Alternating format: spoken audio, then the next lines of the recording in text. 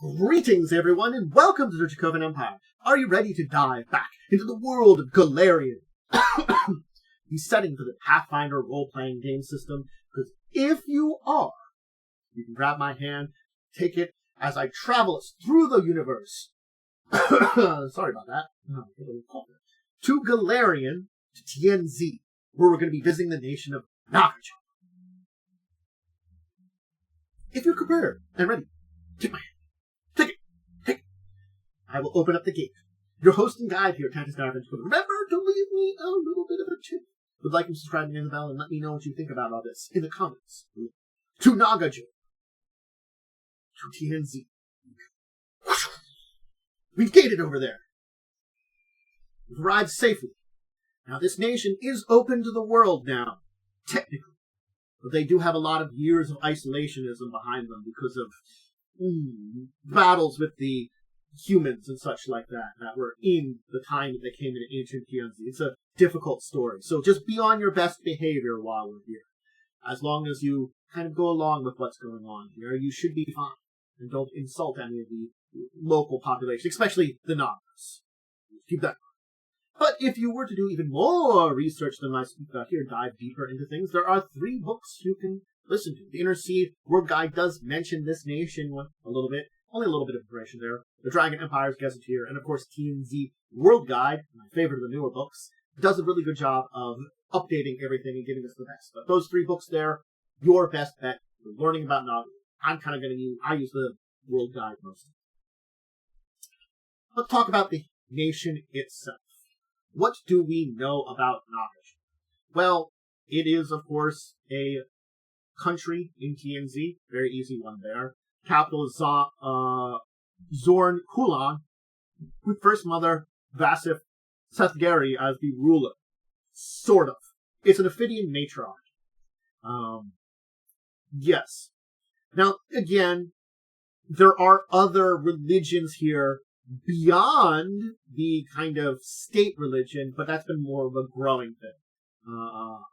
Nalinavati is still the technical state religion in a lot of ways, but you will see Desna, Lamashtu, Tsukio, Yasing, Yamatsumi in other places, especially borders. We'll talk about all this, but kind of giving you the basic idea of Nagajor. And there are more than just Naga and Nagaji. There's Tengu, lizard folk, Kitsune, halfling humans, hags, gnomes, catfolk. All of them live here. The place has a lot of resources. Armor, weapon, books, coffee, gems, lumber, luxury goods, magic weapons, mercenaries, that's a big one, or produce, spice, technology with some clockwork, we'll explain that one, and textiles. All this stuff relates to the nation itself. But you just have to all keep it in mind. Let's look at the history. So, the Forbidden King of Slithering Lands, Nagajor's historic inhospitability. It's inhospitable, and relative inaccessibility from the Emerald Ocean have granted it as many names as has received explorers. While relatively modest and unassuming in terms of wealth and splendor compared to the rest of Tian Xia, its Ophidian matriarchy remains the oldest known hierarchy of governance in the entirety of the continent, nearly reaching as far as the founding of the Yixing Empire over 5,720 years ago since the Ivory Accords in 1503 IC. It's a divine land swept in ritual tradition, and the bonds of historic pact open up the roads for the savvy as easily as those that would fight the Johns. Yes. Ancient Empire. And yes, there are the Naga coming from Vudra in ancient times and the edge of their own empire. This is kind of the edge of it. We will talk all about it and understand that. But yes, so it does connect up with the Valasha, the ancient Naga empire in Vudra. This was the edge of their territory before it became Naga. So it's been inhabited by Naga and Nagaji since prehistory. Religious texts imply that they were briefly driven into the Darklands by Earthfall, but outside that temporary displacement, they've never expanded from Nagajor's jungle nor have they been expanded to by any major powers. Their temple orthodoxy remains that untied, aligned upon the land, dedicated was truly blessing and fitting for God's chosen people, and gathered the Naga to cultivate. At some point, Xia or the Naga also created the Nagaji to fill the jungles with life and civilization protected from usurpers. Usurpers did come. Thousands of years before the founding of Yixing, the Naga had a violent contact with humanity that secured soured relations for nearly 2,000 years. So this is 2,000 years before the first major empires of Tian Xia. We get conflict with the locals, and it just sours everything. But eventually, Yixing forged the Ivory Accords with the Naga kingdoms. And this forging with the Accords actually unified their nation. So that's the interesting thing. And unified under a centralized alliance to sign the end of the contract, birthing the Nagajor Empire. Basically, before that, they were smaller kingdoms that warred amongst each other of Naga. Signing the Ivory Accord put them together. It opened up the border for all peoples to travel through Nagajor's lands, but it also marked the rise of the first mother to power and the pillars of law binding all Naga kingdoms against warring each other ever again. Before, it had always been a federation of hundreds of basically transient kingdoms. While the Naga never left Nagajor's borders for conquest, they had no such qualms about warring with each other.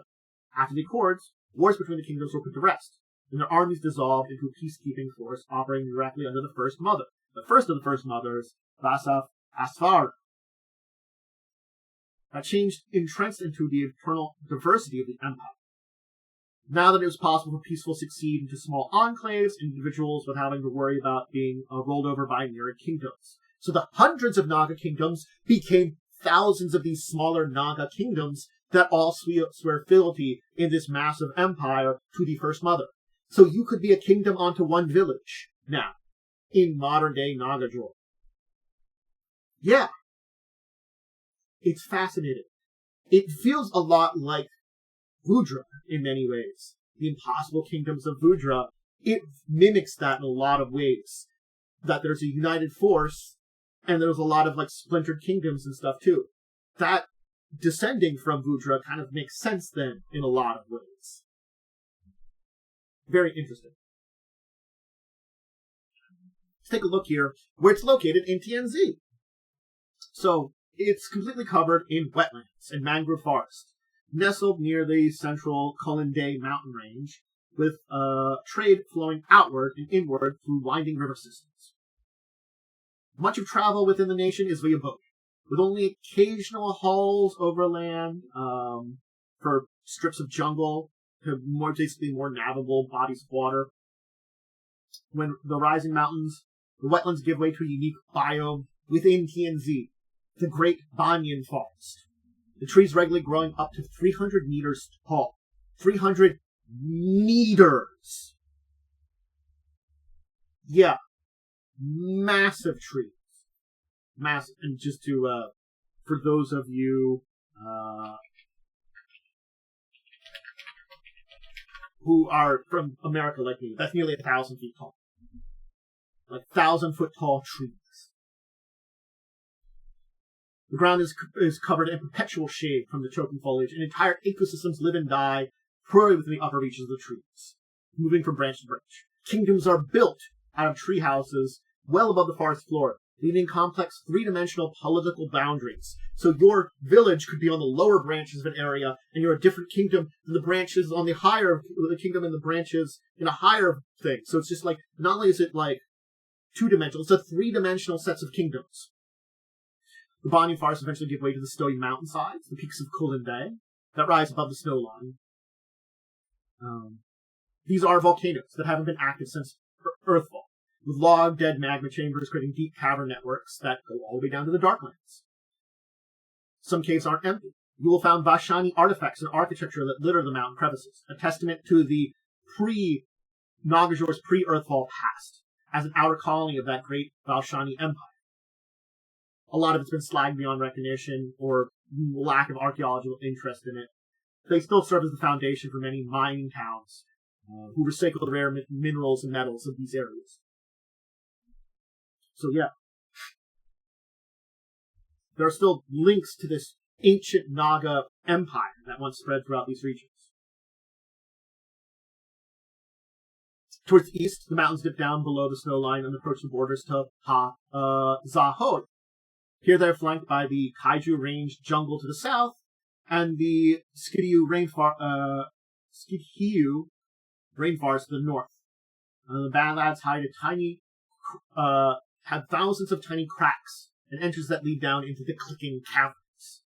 The dangerous cave systems full of clockwork creatures that every year clockwork legions spread out from these caverns to battle the surrounding garrisons of both Nagajor and Zahoi.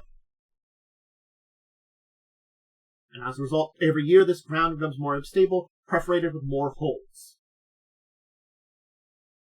Dangerous area. Let us talk about these cities and locations in Nagajor that we know about. So, there are a number of places we can discuss. We can discuss the capital. San Kulon. It's the de facto capital of Nagajor, at least in the eyes of foreign interests. It's where the First Mother resides and does business with other nations' diplomats. The city is built into an active volcano, means diplomatic business is kept short. Great place to put it in, active volcano. Despite the threat of it, an intricate web of enchantments protect the city from heat and lava. The First Mother and her attendants likewise claim to keep the entire region safe by placating the volcano with rituals. Whether it's true or not, no one risks arguing. For those that linger long enough, it's an architectural wonder, consisting towering temples twisting lava. Almost every substance is carved with reliefs and magic glyphs, ensuring the comfort of and celebrating the magical heritage of all the citizens who reside within. An active volcano. Residents usually take pride in the city's basalt, which is used for jewelry and charms on black rock. Vanark is a newer city here, a mining town established on the northernmost island off the west coast of Nagajor, a windswept bluff with no natural resources. It's had a gold rush after a kaiju beached itself on the island's shore. Now it's a thriving town built around and into the main body of the dead kaiju. Its population is more than just butcher miners. The body is so immense that it still hasn't been fully explored. And the depths have secrets that wizards and academics throughout Tian Xia would love to know about. It's really hard to learn about a kaiju because they're giant super monsters. So being able to dig into a dead one and learn its secrets, really great. Camp Nama. So 14 years ago, as of the time in the Tian Xia world guide, so probably a little bit more than that. Now, a Nagaji hero, I'm going to butcher this one. Just the earliest Dryad emerged from the clicking cavern. A group of adventurers stumbled upon an artifact in exposed sections of caves. A massive clockwork heart. It repelled the legions. They couldn't acknowledge or approach it. And since both Nagajor and Zahoi have been basically setting up a base around this artifact. A powerful artifact that might help them fight the clicking legion. This clockwork legion that's been fighting them the entire time. It's a new city, artificial. It's a radius about a mile in all directions, which can't be expanded permanently. And it's under Captain Anandaya and the Nagajor Temple Guard. At least when it's also not being administered by generals from Zahoi's Dragon Camp. Basically, they had speed and logistics for establishing the camp, and diplomacy and chains of the camp command weren't there, so there's a lot of friction between the two populations, and a lot of mercenaries in the area, and adventurers who plumb the depths of the cavern from them and kind of learn it's a base of operations. There are some other cities that we can mention that we do know a little about. Oh, there's also about 79,000 people in Zamkula. We know there's Kaunendia, consisting of 25 different kingdoms, each ruled over by its own Naga matriarch. It's basically the biggest cities basically forming capital of smaller kingdoms. Ninbung, the coffee farming settlement west of Kulende foothills. It was destroyed by the warring daughters of Lotus and Ruby Circle gangs, basically, in the Red Harvest War. The Thul Satis, a city, consists, again, another one of the major kingdoms in the bigger kingdoms. Sorry. this is another bigger city in the bigger kingdoms. A metropolis of about nearly 40,000 people. And Van Arak, which Yep. Okay. Now we know their cities. Let's talk about who's in charge currently. The current government. So, yes, we have our current First Mother. But there's a lot more to the government and the people in charge of Nagajor than just the First Mother. It's a complex government. The government is also same as the dominant religion. Again, it's not the only religion, but the dominant religion. While nameless within Nagajor, it has many names outside of it, referring to the Serpent's Embrace or Countless Coils. This intricate system mixes worship of Nalanvanti with a strict adherence to divine ordained hierarchy that promises peace and order, and a philosophical model of virtue and excellence, where you slough off the material needs and sins and leave them behind, just as Navalati's skin sheds to form the foundation of the world. And by studying the missing gaps within it, students can learn what they could leave behind to seek transcendence, the coils of death and rebirth. Spells don't hurt, the mind magic seeps the land. That's what you get when you're kind of talking about this. Anyway, the First Mother, Vashif Serengathi, our Royal Naga sorceress here, is seen by outsiders as the ruler, but she basically serves as the first among equals, and the authority most responsible for dealing with the region's foreign relations. So basically, she's the foreign relations person more than just the actual leader, but she's seen by the outside as leader because she's, the one they're dealing with all the time. The Temple Guardians are the ancient order stretching deep into Nagajor's prehistory and entirely staffed by the Emperor's Nagaji.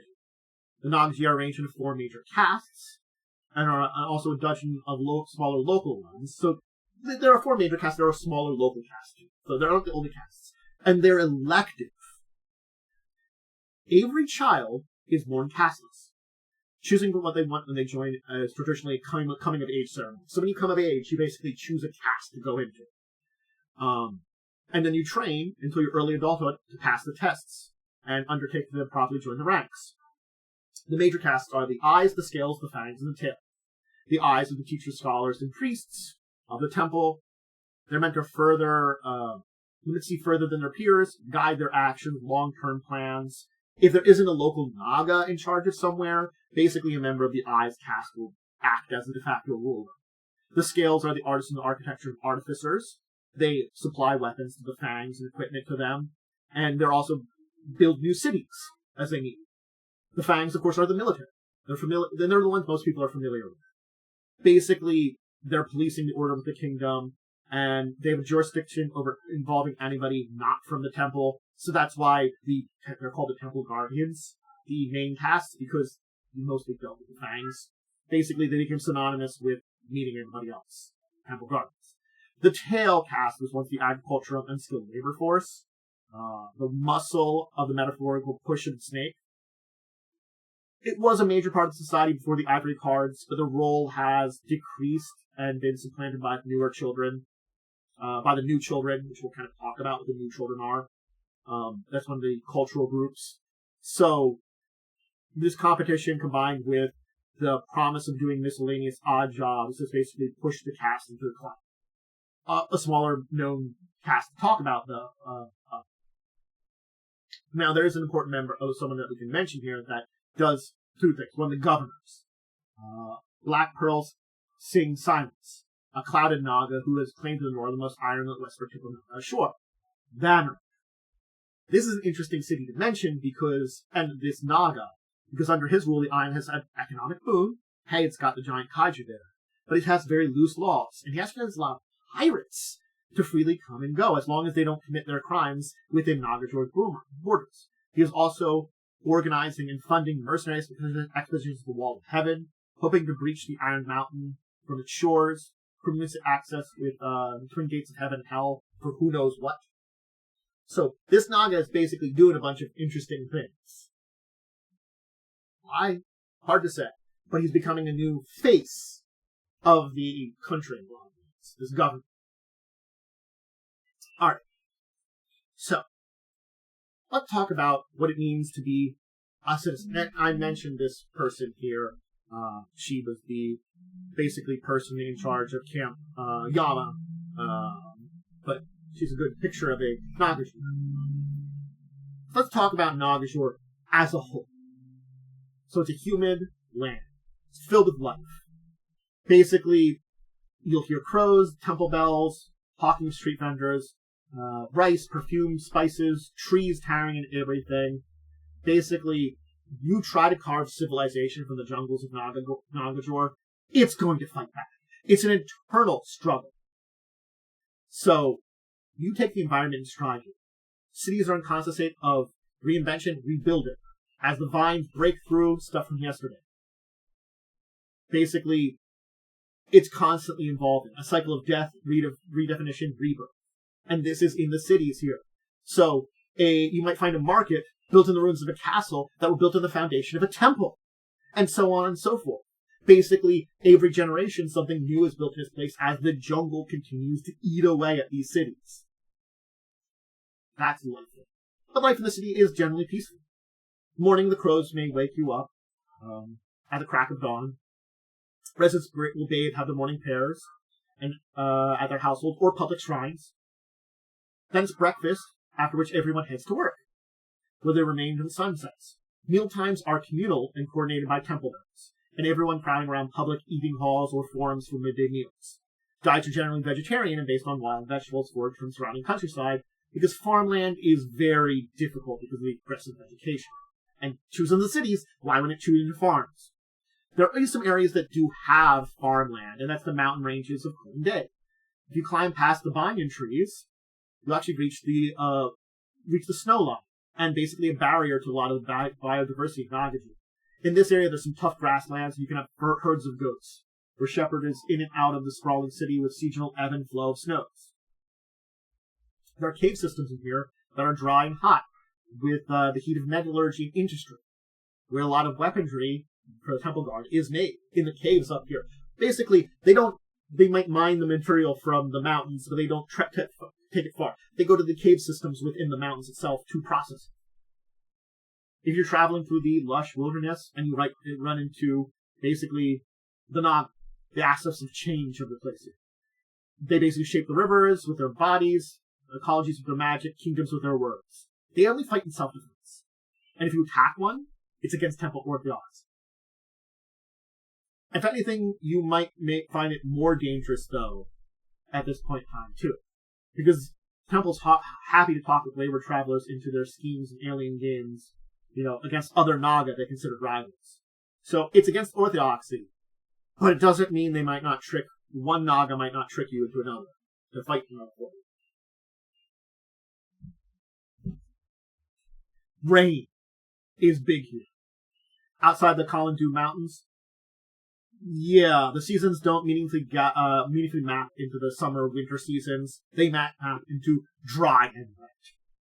Sudden showers happen year-round. Monsoon season drenches stuff. Floods river, turns footing into mud. Basically, landmarks are blasted away. Thick mists make it difficult to see in any direction. Which brings us to the seasons here. There are, in fact, 6 seasons here. It's a little bit different. You still have your spring, summer, autumn, winter. Spring, same as everywhere else. You've got harvests. Summer, it's got the summer solstice, the marriage season, when rites of passage happen. But then you have monsoon season, the rainy season, where torrential rain floods the entire area. Then you have autumn, the autumn equinox, the harvest festivals. The drop of jungle doesn't shed their leaves, but the forest and Colin do change color. Then there's the cool season, pre-winter, with calmer weather. This celebrates the new year with cool season that makes it a season for bureaucratic and religious holidays. And then there's winter, the coldest months, the winter solstice. The trees in the jungle shed their leaves in the season, making something like a tropical equivalent to autumn. And that's also when the clicking cavalry attacks. Monsoon is the most important season. It's the physical and spiritual, basically, ecosystem of Nagajor with the storms that are going on there. So as much as all these other seasons are important there, monsoon kind of hits you things with cycles of everything. Because it shuts down a lot of forage and agriculture. It makes trade routes closed. between the various kingdoms and floods roads, refills rivers. So it's a traditional kind of washing away of many things in a lot of kingdoms. Behind these importance, of course, summer and cool seasons are very important. Summer, season of life, it's when you get married, it's when kids come of age, adolescents doing a lot of things, having their trials.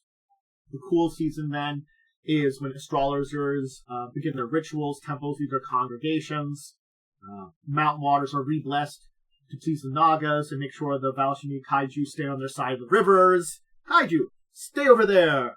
The First Mother doesn't really step out from the temple peaks of Zon Kulan, but when she does, she dresses her people. It's an occasion that's things like the anniversary of the Ivory Accords. So there's a lot of religious significance there. If you're an outsider, the seasons don't really feel different. They're pretty much the same, especially in most of the nation. The temperature variation is small. You basically go from hot and humid to hot and dry. Food is fresh, cultivated throughout the year, and different crops reaching the markets every month, and harvest festivals being held in summer and autumn. No need to stockpile for cruel winters. The kingdom is a constant buzz of waxing and waning activity with a flow. But now we've got trade with the rest of Tian Xia that's been opening up even more. A pattern starting to ever slowly change things within it. Especially find these in the border cities, like Thassalos, that celebrate foreign religions, and every port prepares for traders to arrive on their foreign schedules. And Nagajor is basically, at this point in time, beginning more and more to integrate with the rest of the continent. Cultural exchanges, new rites, new festivals that are beginning into the sleepy serpent kingdom. Things have been set for a very long time, and they are now beginning to change and grow.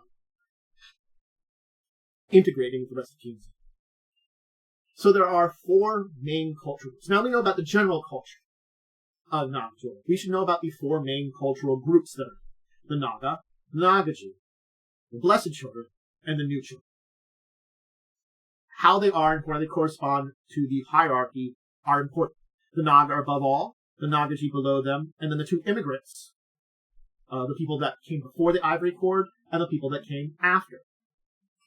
So yes, the Naga are effectively the ruling caste of Nagajor. But basically, to be a Naga is to be a ruler even with no subjects. You don't necessarily need them. They are all directed under the First Mother. They're found throughout the land, tending to shrines, coiling up mountaintops, waiting for adherents, sanctifying various ponds and rivers.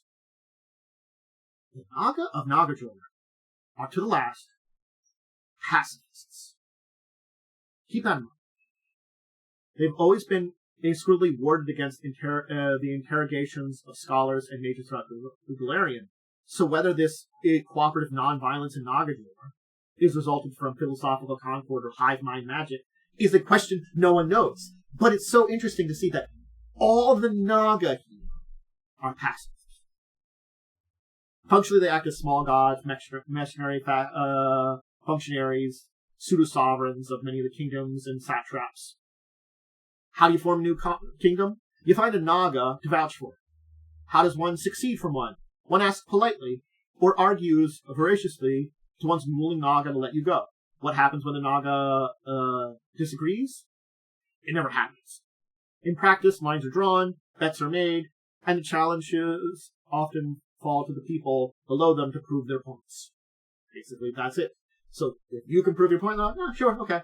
It's up to you to prove it. That's why the great kingdoms went from hundreds to thousands.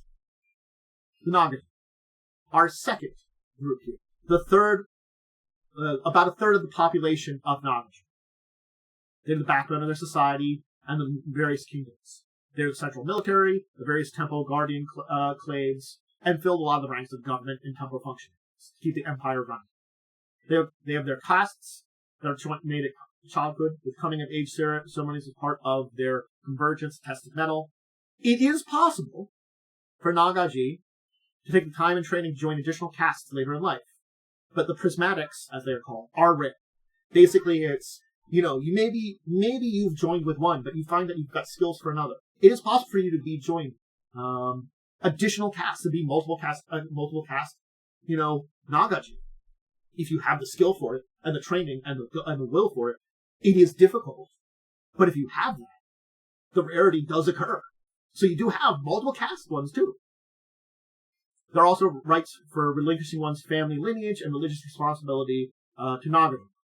This was originally a negotiated exit strategy for pilgrims to Po Li, but it's now a well-trodden path for immigrants and individuals that are kind of not really working well under First Mother strictures.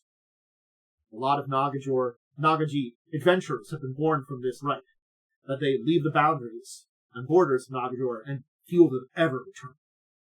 They basically just want to see the world. Plenty of them have taken. They wear waterproof silks and have jewelry as adornments. They have very little need to protect themselves from the elements. So it is actually not scandalous to find them going completely unclothed.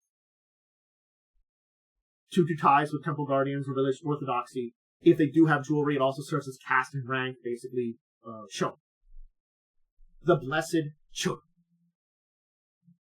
Remember I said, in that ancient war with humanity that left things in a bad taste until the Ivory Accords, that left that kind of qualms with the ancestors, the Naga queens of Tian Xia. Nagajor closed its borders to humans and a lot of the humanoid ancestors. Basically, they put them all together. But the Nagas still did find kinship with a few people they considered to be in touch with nature. The Tengus, the Amurats, the Catfolk, the Kitsune. They all considered them victims of oppression. Other ones, like that they felt like a connection with nature to. Others, victims of oppression. Orcs, kobolds, hags. So for about 2,000 years, these people were basically granted a head start of assimilating in Nagajor and helped influence the rest of Tian Xia. These blessed children settled a lot of corners of Kulin that basically the Naga couldn't travel to, traded with books and spices between them and the human lands, assimilated into the Naga kingdoms as refugees from neighboring kingdoms in times of crisis. Even after the Ivory Accords, this head start has put blessed children in religious roles and positions of cultural stability that a lot of humans don't have to this day. Tengu alone outnumber all other ancestries except for the Nagaji and the Naga. And you find travel much easier in Nagajor if you have scales, fur, or feathers. The blessed children wear cooler, lighter clothes that can withstand rain, waterproof silks, just like the Nagaji. But unlike them, they're less likely to adorn themselves in complex jewelry due to their different relationships with the temple guardians. 6,000 years ago, ivory cards was passed. This is when we get to the new children. It was forged, and head start or not, humanity has been busy. Not just humanity either. The Naga kingdoms drew very loose lines around the people they considered to be human-like enough to be at war with pride. Humans, dwarves, elves, gnomes, halfling, basically were locked out until the First Mothers gave these new children access to the party. So the integration and assimilation has been more limited. And there really isn't a easy niche for them to fall into, except for one, mercenaries and adventurers. Basically, the clicking caverns. The legions of clockwork spiders that poured out of the mountains between Nagajor and Zohai assaulted both of those lands in Kulin Day.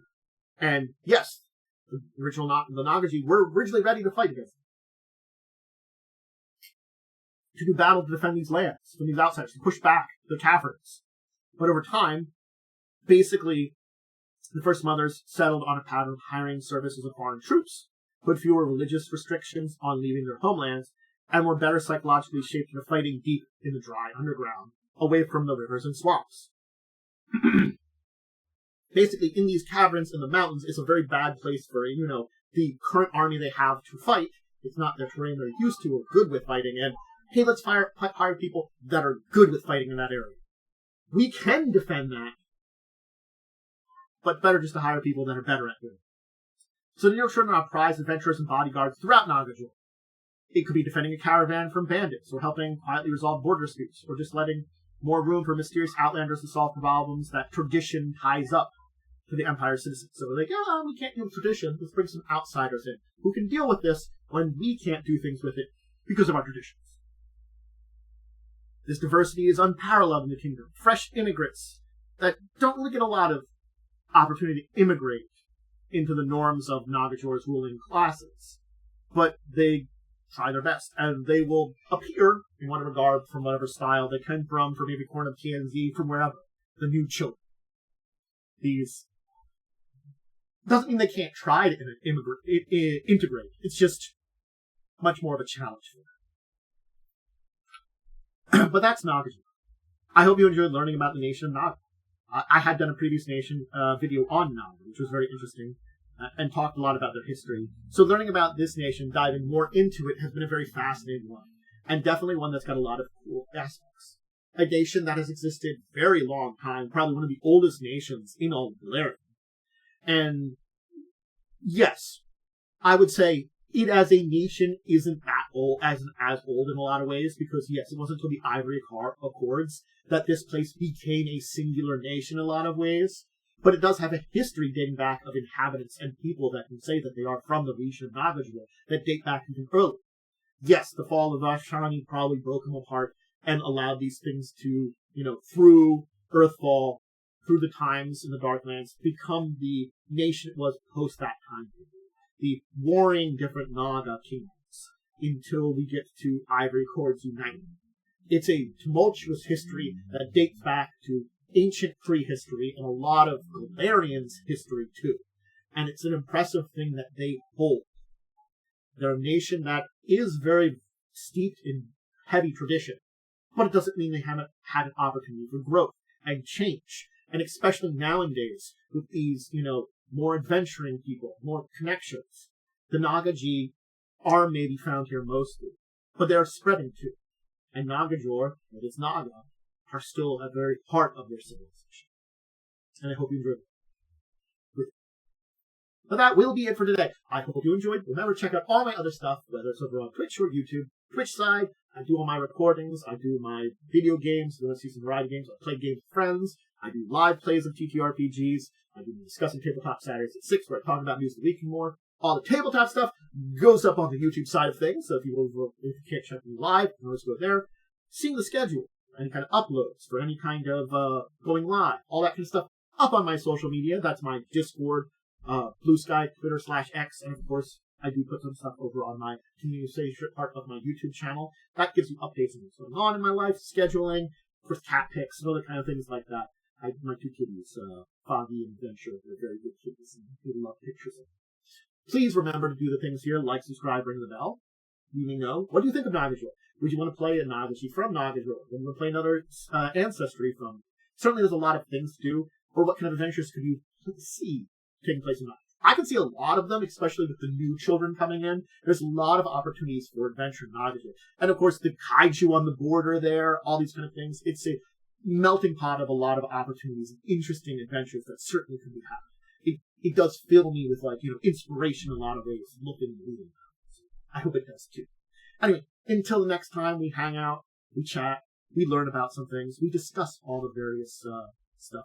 I bid all of you out there adieu and one farewell.